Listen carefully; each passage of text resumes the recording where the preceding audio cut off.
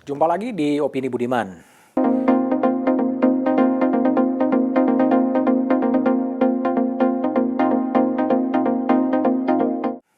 Tiga ketua umum partai politik, Partai Golkar, Partai Persatuan Pembangunan, Partai Amanat Nasional bertemu dan bersepakat membangun koalisi, namanya Koalisi Indonesia Bersatu.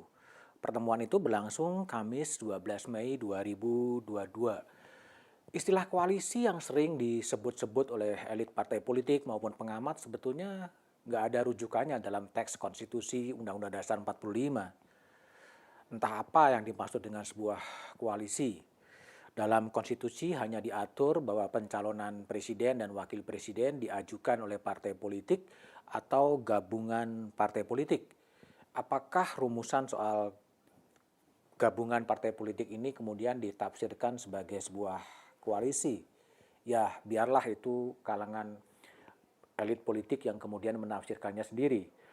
Pertemuan tiga ketua umum partai politik itu menarik memang. Menarik karena memang Ketua Umum Golkar Airlangga Hartarto adalah Menteri Koordinator Perekonomian di era Kabinet Presiden Jokowi. Begitu juga Suharto Manoarfa sebagai Kepala Bappenas dan Ketua Umum P3 adalah juga Menteri di Kabinet Jokowi. Apakah Koalisi Indonesia Bersatu akan menjadi koalisi dalam koalisi? Memang ada tokoh di luar pemerintahan yaitu Partai Amanat Nasional Zulkifli Hasan. Dia adalah berada di luar pemerintahan. Tapi yang menarik juga sebetulnya adalah baik Airlangga Hartarto, baik Zulkifli Hasan adalah elit-elit partai politik yang pernah menyuarakan penundaan pemilu 2024. Meskipun dengan konstruksi menyampaikan aspirasi dari bawah. Airlangga menyampaikan aspirasi petani sawit yang menginginkan pemilu ditunda, dan Zulkifli juga mengatakan bahwa mendengar aspirasi dari pengusaha yang menginginkan pemilu itu ditunda, dan mereka sekarang ditambah dengan P3 bergabung dalam Koalisi Indonesia Bersatu. Pemilu 2024 ini menggunakan dasar pemilu 2019 dalam konteks untuk pencalonan presiden. Ini memang anomali dalam sistem politik di Indonesia, sebuah tiket yang pernah dipakai di pemilu 2019 kemudian dipakai lagi di pemilu 2024. Ini adalah kejanggalan sebenarnya dalam sistem politik di Indonesia. Itulah urusan-urusan dari elit politik. Mengacu pada data pemilu 2019, Koalisi Indonesia Bersatu itu mempunyai 25,7% suara. Ya. Artinya tiga partai politik ini sudah bisa untuk menjadi dan mencalonkan siapa presiden maupun calon presiden. Inilah poros Golkar yang dibangun untuk mengajukan siapa capres dan kemudian siapa cawapres. Masalahnya adalah siapa capres yang akan diajukan. Kalau merefer kepada Munas Golkar kekeh akan mengajukan Airlangga Hartarto sebagai calon presiden. Apakah kemudian positioning Airlangga Hartarto sebagai calon presiden versi Partai Golkar sudah bisa diterima oleh PAN dan kemudian oleh P3? Ya nanti akan dilihat bagaimana perkembangannya. Kemudian siapa yang kemudian akan menjadi calon wakil presiden. Masalah yang harus dihadapi oleh Airlangga Hartarto adalah elektabilitasnya yang belum bisa tembus ke tiga besar. Tiga besar capres versi lembaga survei masih didominasi oleh nama Prabowo Subianto, masih didominasi oleh nama Ganjar Pranowo, dan kemudian Anies Baswedan. Elektabilitas Airlangga masih harus terus dikejar dan kemudian dikejar. Namun menjadi hak setiap parpol untuk membangun kerjasama politik untuk mencalonkan calon presiden maupun calon wakil presiden. Menjadi hak tiga partai politik pula untuk membangun komunikasi politik dengan siapapun. Karena undang-undang memang mengharuskan ada partai politik dan gabungan partai politik yang memenuhi persyaratan mengajukan calon presiden adalah mereka yang mempunyai 20% kursi DPR dan 25% perolehan suara nasional. Dengan syarat itu memang hanya PDI Perjuangan yang punya tiket sendiri untuk mencalonkan siapa calon presiden dan siapa calon wakil presidennya.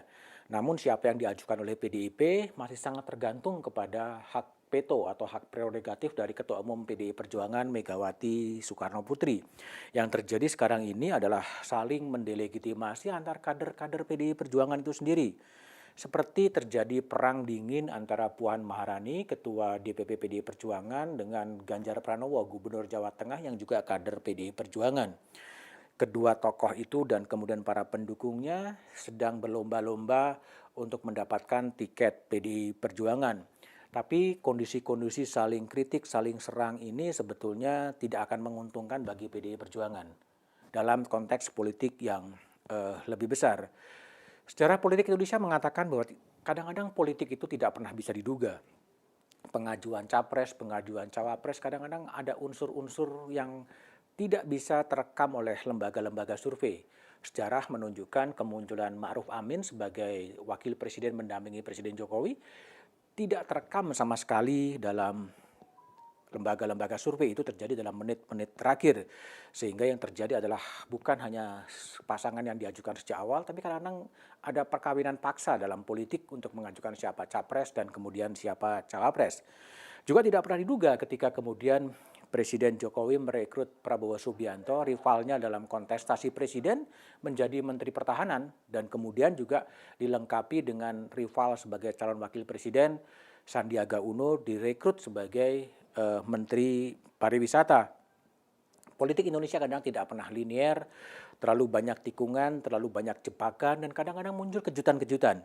Bahkan seorang politisi senior secara berkelakar mengatakan, jangan-jangan pasangan yang akan maju adalah pasangan Prabowo Subianto, Joko Widodo sebagai capres, cawapres 2024. Dalam politik tak ada kawan dan lawan abadi selain kepentingan itu sendiri. Jangan pernah juga kemudian terpukau dengan janji-janji kampanye dan citra-citra politik yang dibangun, karena itu adalah panggung-panggung depan. Karena panggung belakang kita tidak pernah tahu. Bisa saja yang muncul adalah pasangan Prabowo Jokowi. Bisa saja yang muncul kemudian pasangan Prabowo Ganjar Pranowo. Bisa juga yang muncul pasangan Prabowo Puan Maharani. Bisa saja yang muncul adalah Ganjar Pranowo Anies Baswedan. Atau bisa juga muncul Anies Baswedan Ganjar Pranowo. Apapun bisa terjadi dalam politik Indonesia. Ada suara rakyat, ada suara partai politik. Mungkin akan mudah mendapatkan tiket-tiket dari partai politik. Tetapi siapa yang akan bisa meraih kepentingan, meraih suara dari pemilih yang mayoritas adalah generasi Y dan Z, itulah yang harus jadi pertimbangan utama. Siapa saja yang bisa meraih suara dan meraih hati generasi Y dan Z, mereka lah yang banyak berpotensi untuk menjadi pemimpin Indonesia 2004 dan 2029. Sama-sama kita jaga akal sehat, sama-sama kita kawal pemilu sampai 14 Februari 2024.